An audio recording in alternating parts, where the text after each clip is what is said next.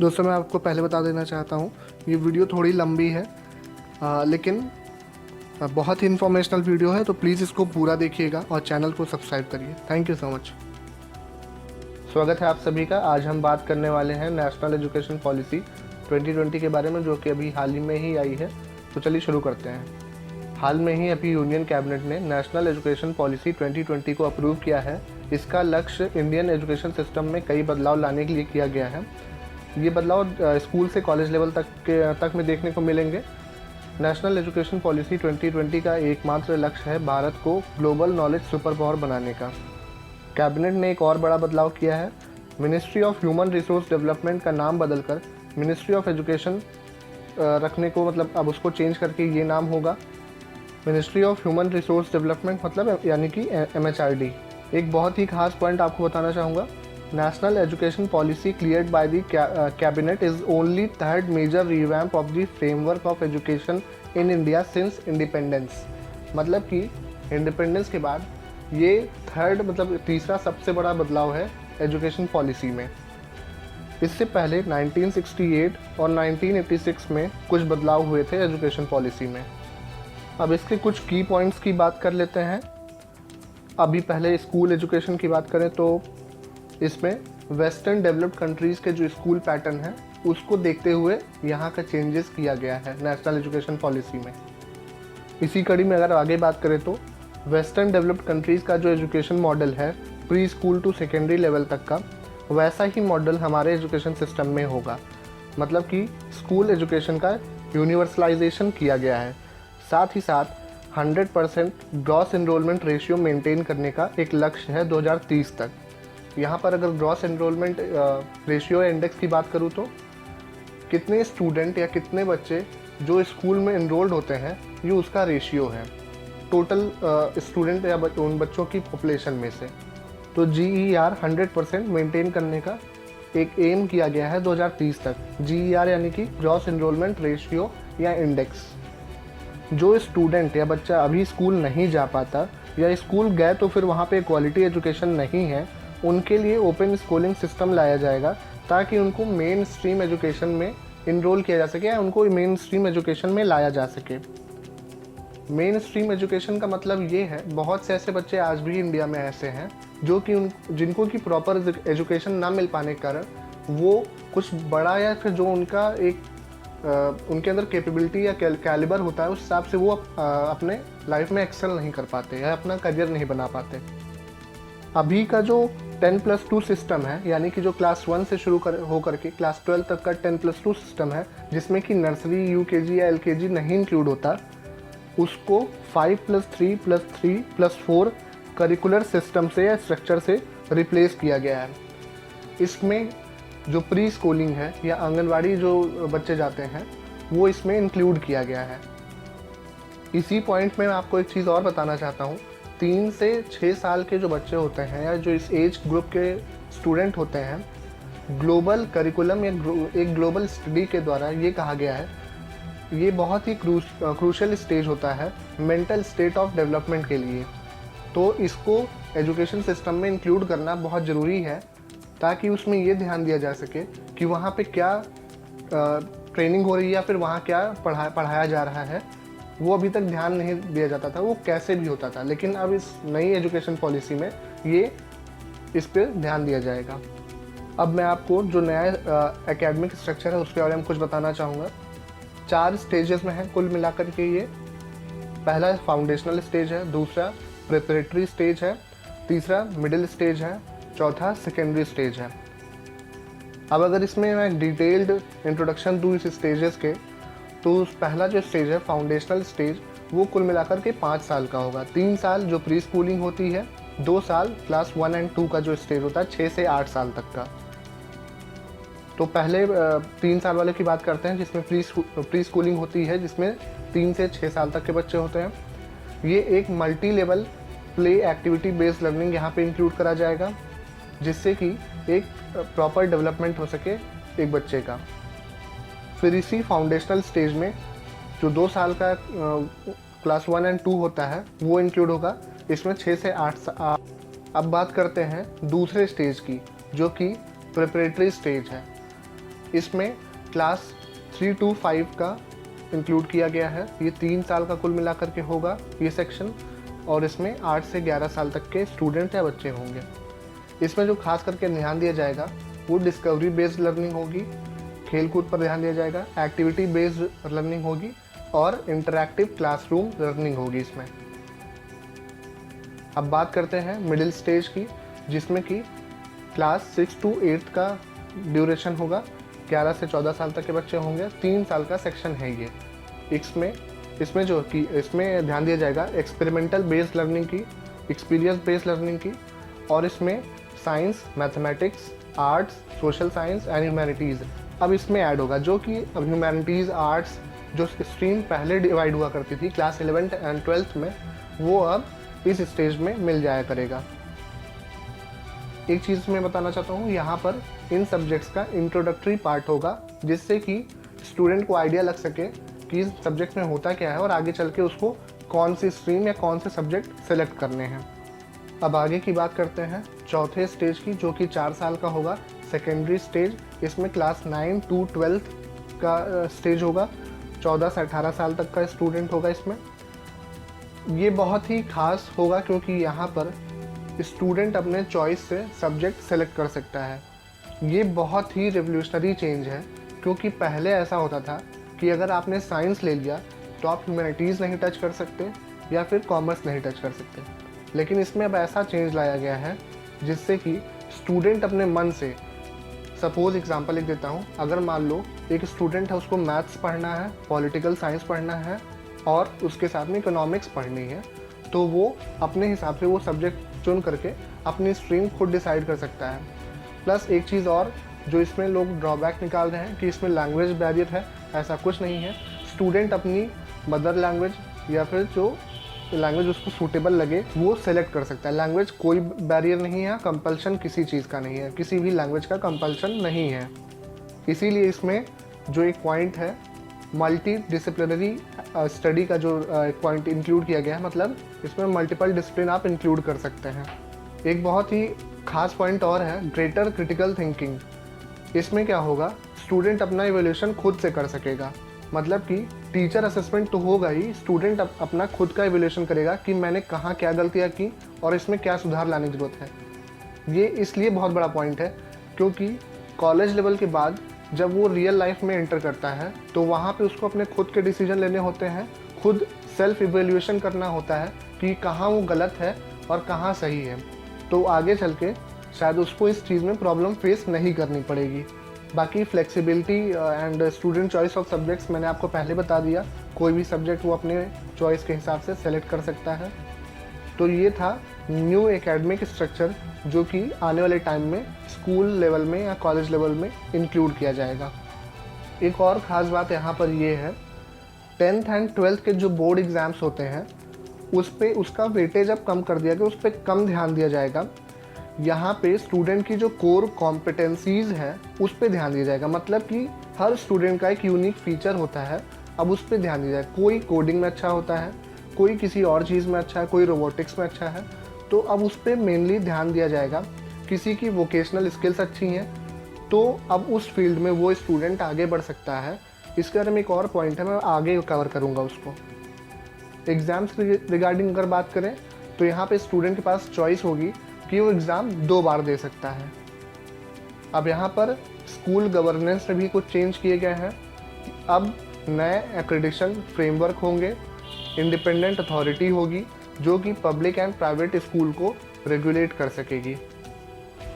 अभी तक आपने ध्यान दिया होगा या फिर आपने एक्सपीरियंस किया होगा कि बहुत ही रिजिड सेपरेशन है एक्स्ट्रा करिकुलर एक्टिविटीज़ या वोकेशनल स्ट्रीम में एकेडमिक्स के रिगार्डिंग। एकेडमिक्स और एक्स्ट्रा करिकुलर में बहुत ही रिजिड सेपरेशन हुआ करता था, जिस पे कि अब चेंज ये किया गया है, अब जो ध्यान दिया जाएगा वो फाउंडेशन लिटरेसी या न्यूमेरेसी पे ध्यान दिया जाएगा, ना कि इस चीज़ पे ध्यान दिया जाए कि सिर्फ एकेडमिक ही ध्यान देना है। वोकेशनल भी इंक्लूड किया गया है। अब इसमें ये आपको ये बताना चाहूँगा, क्लास 6 ऑनवर्ड्स यहाँ पे इंटर्नशिप कराई जाएगी, मतलब 10 दिन का नो बैगेज डे होगा जिसमें सिर्फ वोकेशनल जॉब्स के लिए एक ट्रेनिंग हुआ करेगी या फिर एक सेशन हुआ करेगा जिसमें स्टूडेंट को वोकेशनल जॉब से इंटरेक्ट कराया जाएगा कि ये भी चीज़ें बहुत ही स्किल्ड होती हैं, मतलब ये बहुत ही स्किलफुल चीज़ें होती हैं जो स्टूडेंट जिस पर ध्यान दे सकता है। इंटर्नशिप जो हुआ करेगी वो वोकेशनल स्ट्रीम में होगी, कोडिंग में होगी और एक्सेट्रा बहुत सारी फील्ड में होंगी। अब अगर मोड ऑफ कम्युनिकेशन लैंग्वेज की अगर बात करें तो एटलीस्ट ग्रेड 5 तक मदर टंग या रीजनल लैंग्वेज में टीचिंग हुआ करेगी। कंपल्शन नहीं है, लेकिन स्टूडेंट की चॉइस है। अगर वो चाहता है तो एटलीस्ट ग्रेड 5 तक उसकी मदर टंग और रीजनल लैंग्वेज में टीचिंग हो सकती है। असेसमेंट की अगर बात करें तो अब 360 डिग्री होलिस्टिक प्रोग्रेस कार्ड एक बनेगा, जिसमें कि टीचर्स का एवेल्यूशन भी होगा, सेल्फ असेसमेंट भी होगा और क्लास के अदर स्टूडेंट्स के रिस्पेक्ट में एक पर्टिकुलर स्टूडेंट का क्या परफॉर्मेंस है ईयरली या फिर हाफ ईयरली ड्यूरेशन पे एक 360 बेस्ड होलिस्टिक प्रोग्रेस कार्ड बनेगा, जो कि एक बहुत ही बड़ा आउटकम होगा मतलब एक लर्निंग में, या कह सकते हैं स्टूडेंट प्रोग्रेस मेज़रमेंट करना।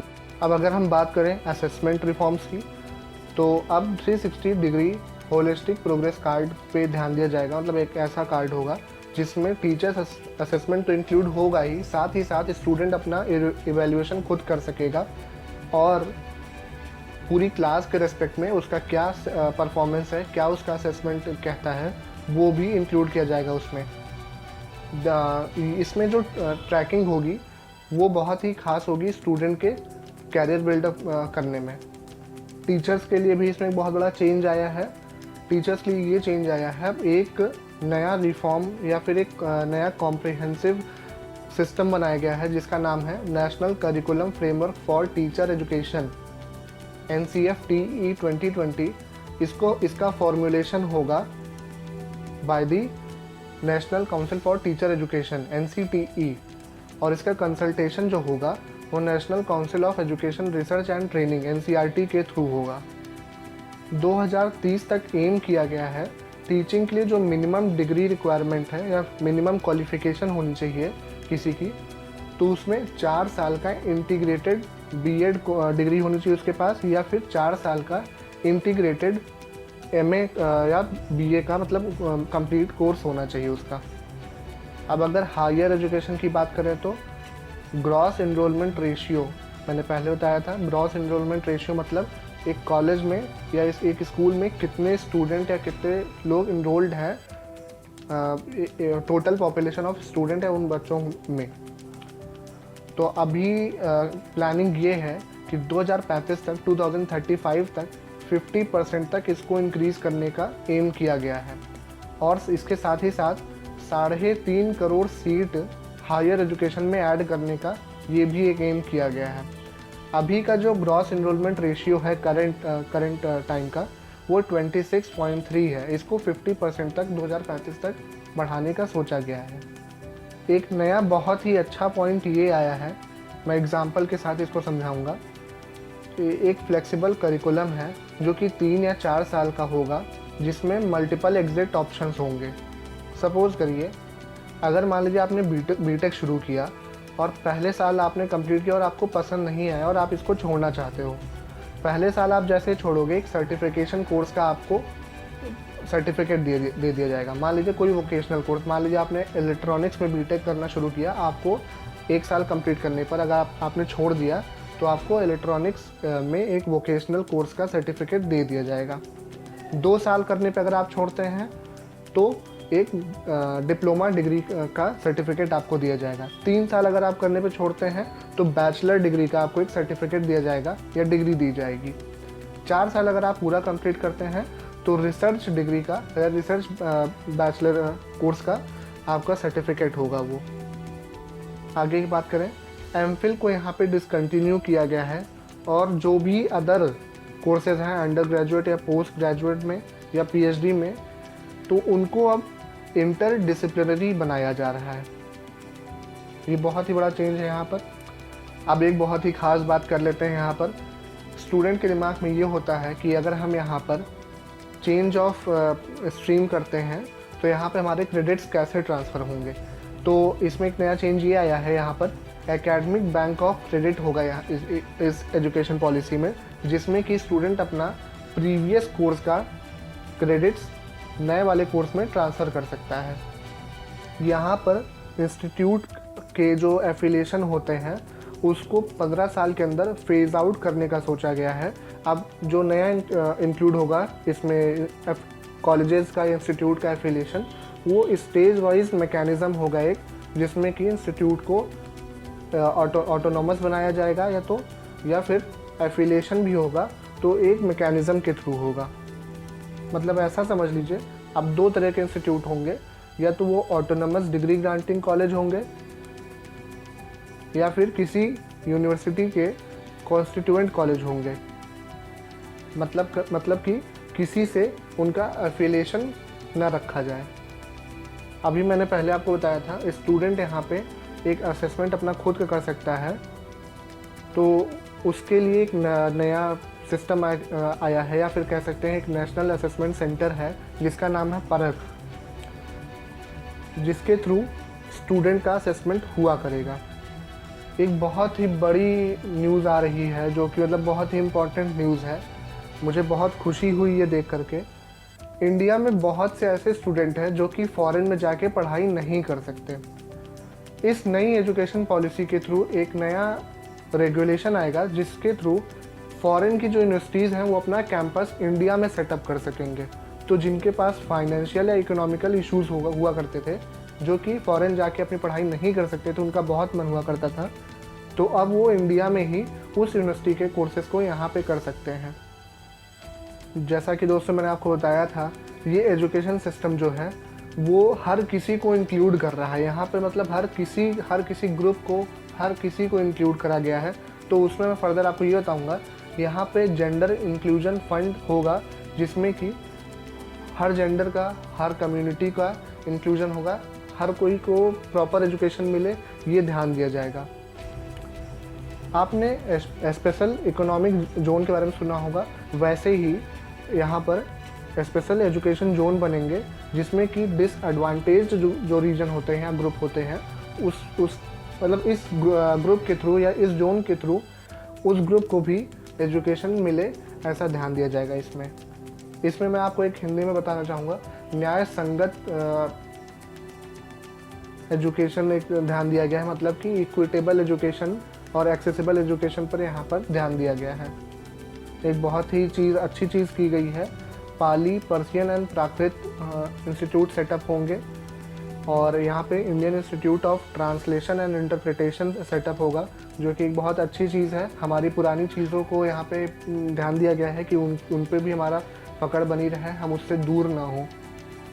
दोस्तों, अब जो एक बहुत बड़ा लूप होल बहुत लोगों ने प्रीवियस में या पास्ट में कवर किया है फ़ंड को लेकर के या इन्वेस्टमेंट को लेकर के, तो जो पहले एजुकेशन सिस्टम में जीडीपी का शेयर हुआ करता था वो 3% हुआ करता था, जिसको कि अब डबल कर दिया गया है 6%। दोस्तों, बहुत बड़ा चेंज है। अगर ये पूरा फंड एजुकेशन पॉलिसी में इन्वेस्ट हो गया तो बता रहा हूँ बहुत बड़ा चेंज आने वाला है। मैं खुद जलस फील कर रहा हूँ क्योंकि मैं खुद इस एजुकेशन सिस्टम का पार्ट क्यों नहीं हो सकता। तो यार मतलब आप समझ सकते हैं कि कितना बढ़िया चेंज आया है ये। अब जल्दी से जल्दी इसमें कुछ कॉन्स्टिट्यूशनल प्रोविजंस के बारे में बात कर लें तो पार्ट 4 ऑफ इंडियन कॉन्स्टिट्यूशन में लिखा है आर्टिकल 45 एंड आर्टिकल 39F में कि directive principle of state policy has a provision for state funded as well as equitable and accessible education, जिसमें कि मैं आपको ये बताना चाहूँगा कि जो मैंने आपको बताया सभी के लिए एक प्रॉपर और एक अच्छी एजुकेशन सभी को मिले। इसमें इस प्रोविज़न में यही कहा गया है। 42nd amendment to the constitution in 1976 moved education from state to the concurrent list. मतलब कि 42वें अमेंडमेंट में, जो कि 1976 में हुआ था, एजुकेशन को स्टेट से कॉन्करेंट लिस्ट में कर दिया गया था, जिसमें कि कॉन्करेंट लिस्ट मतलब इसमें वो चीज़ें आती हैं जो कि यूनियन और स्टेट में दोनों लिस्ट में इंक्लूडेड होता है। 86th अमेंडमेंट जो कि 2002 में हुआ था, उसमें एजुकेशन को enforceable right under article 21A include किया गया था। 2009 में राइट टू एजुकेशन एक्ट लाया गया था, जिसमें कि 6 से 14 साल के बच्चों की एक प्राइमरी एजुकेशन मैंडेटरी कर दी गई थी और इसको एक फंडामेंटल राइट भी घोषित कर दिया गया था। मैं यहाँ पे कुछ गवर्नमेंट स्कीम्स के बारे में बात करना चाहूँगा। सर्व शिक्षा अभियान, mid day meal, Navodaya Vidyalaya, Kendriya Vidyalaya and use of IT in education are a result of NEP of 1986। मतलब कि जो 1986 में नेशनल एजुकेशन पॉलिसी में चेंज हुआ था, उसके थ्रू केंद्रीय विद्यालय, Navodaya Vidyalaya, mid day meal, सर्व शिक्षा अभियान बनाया गया था। तो दोस्तों ये वीडियो मैं मानता हूँ लंबी हो गई, लेकिन ये बहुत ही इंपॉर्टेंट वीडियो है। बहुत ही important in the sense education system, जो कि एक बहुत ही मतलब एक राष्ट्र को या एक नेशन